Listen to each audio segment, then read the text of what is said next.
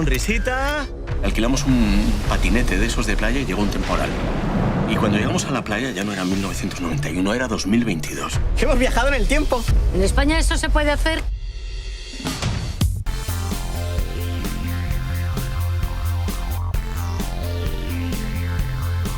Pues no voy a ser original porque me iría al mismo del que parte la película. Probablemente porque lo viví siendo joven, lo viví estudiando y lo he revivido ahora y me he dado cuenta de la riqueza cultural que teníamos.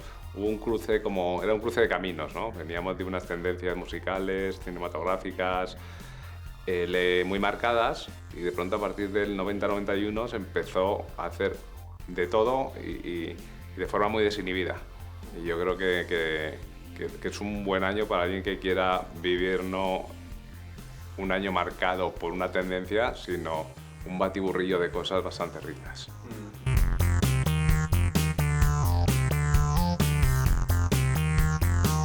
Pues precisamente eso, es decir, que lo vimos como culturalmente muy rico. También era un año en el que yo tenía muchas referencias, entonces como director y guionista me podía desenvolver de una forma bastante fácil. Y luego nos marcaba un espacio temporal bastante bueno y prudente para este viaje al 2022, ¿no? Entonces había condicionantes, primero personales y luego que a la historia le funcionaba muy bien.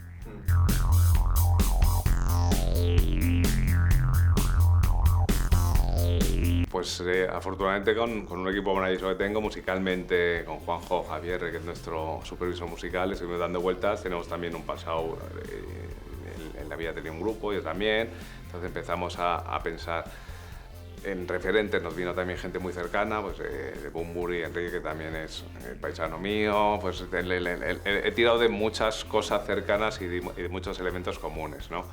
Luego, bueno, en cuanto a arte, también era muy complicado porque el 91 es una época muy cercana en la que todos tenemos referentes, ¿no? Entonces, a la hora de ambientarlo, de desarrollar todo, es más fácil que puedas meter la pata. Pues si tú te vas a una escena, a una época, a 1920, hay poca gente que la tenga en la memoria y poca gente que vaya al cine o vea las películas que la tenga en la memoria. Del 91 hay mucha gente que la tiene como referente. Entonces tienes que no meter la pata porque estamos contando algo desde el punto de vista artístico, creativo, pero queremos ser muy realistas, ¿no? Entonces eso también lo miramos con mucho detenimiento, que todos los referentes que salieran fueran referentes reales y que la gente no tuviera una dosis de inverosimilitud o de irrealidad, ¿no? Y además lo queríamos hacer de una forma no muy acusada. Hay muchas películas que las épocas le hacen un tratamiento posterior de imagen con filtros y tal y es muy acusado el cambio de...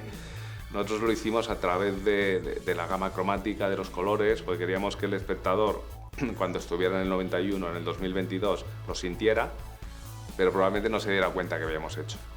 Entonces lo que hemos hecho es una gama cromática de ocres y una gama cromática de azules, pero luego la hemos invertido en el 91 y en el 2022 para que el espectador de pronto note diferencia, note que sean mundos diferentes, pero no lo note de una forma acusada o un poquito que pueda llegar a ser artificial.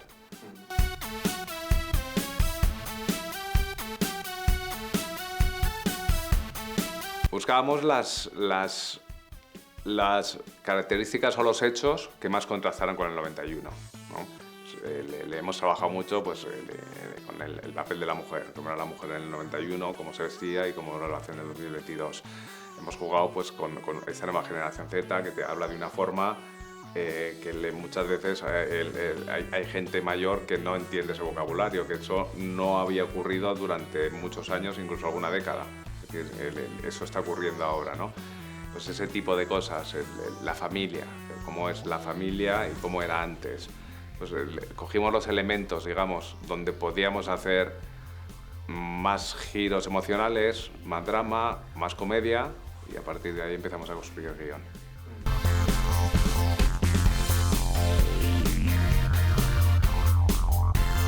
Pues lo principal era, queríamos tener temas icónicos de la época,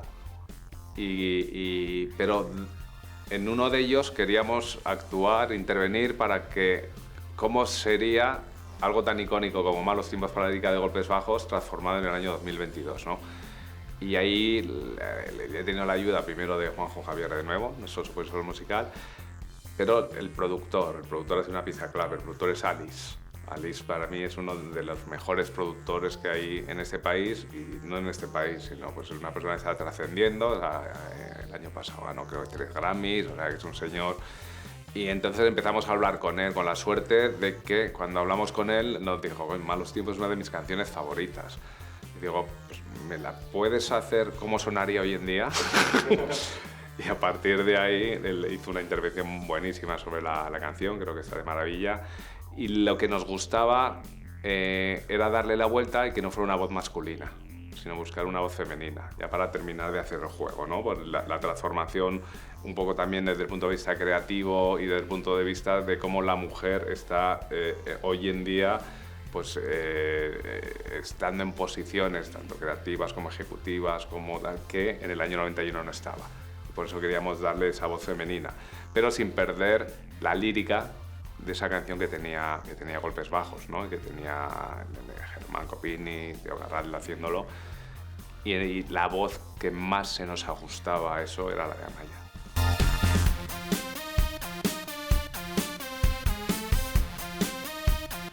Yo la verdad, yo creo que las historias son las historias y la potencia de transmitir el contenido. Sí que tienes que ver un poco para dónde vas y para quién vas, ¿no?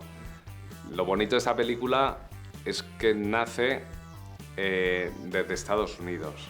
Nace desde Amazon Studios de Estados Unidos, que son las chicas, Tara y Ginny, que están ahí mirando cuál va a ser el primer original en España, la primera película original que se va a hacer en España. Y son las con las que empieza a hablar de, oye, ¿qué proyectos tienes? Nos interesaría hacer. Y lo que me llamó muchísimo la atención y me gustó mucho era que se dice siempre que la comedia es muy local, que viaja, pues bueno, que las primeras personas que leyeron este guión no eran españolas, estaban metidas en la industria internacional y fueron las que dijeron: esta puede ser una película para un lanzamiento internacional muy potente, 240 territorios. Y entonces, frente a eso, dices, bueno, pues ahora hay que trabajar para esto, para hacer la película que sea, que en España guste, pero sea lo más internacional posible. Te vas acomodando. Es decir, yo realmente, las historias, desde que empecé a hacer televisión, lo que me interesa es que la historia conmueva o que la historia sea divertida. Luego te adaptas al formato, evidentemente, al formato de serie, al formato de miniserie, al formato de película, pero tampoco me condiciona en exceso, o no pienso... Esta sí que me condicionó por lo que te ponen desde el principio. Queremos hacer un lanzamiento internacional. Entonces, bueno. Pero lo que me gustó es que vieron en esa mezcla de géneros que hemos utilizado, porque además cuando contactaron conmigo en España lo que se estaba haciendo mucho es comedia pura. Yo llevaba haciendo mucho tiempo comedia pura y ahora me apetecía dar un paso adelante, hacer una mezcla de géneros, y tenía mis dudas de si eso iba a ser aceptado por el espectador o no. Y sin embargo, pues bueno, tuve la suerte de que tanto Tara como Ginny vieron que tenía un potencial y que la mezcla de géneros la vieron como un valor añadido en vez de como un problema. ¿Cómo presuncionármelo? ¿De dónde has sacado esto? Me la dio usted. ¿Yo? Hace más de 30 años.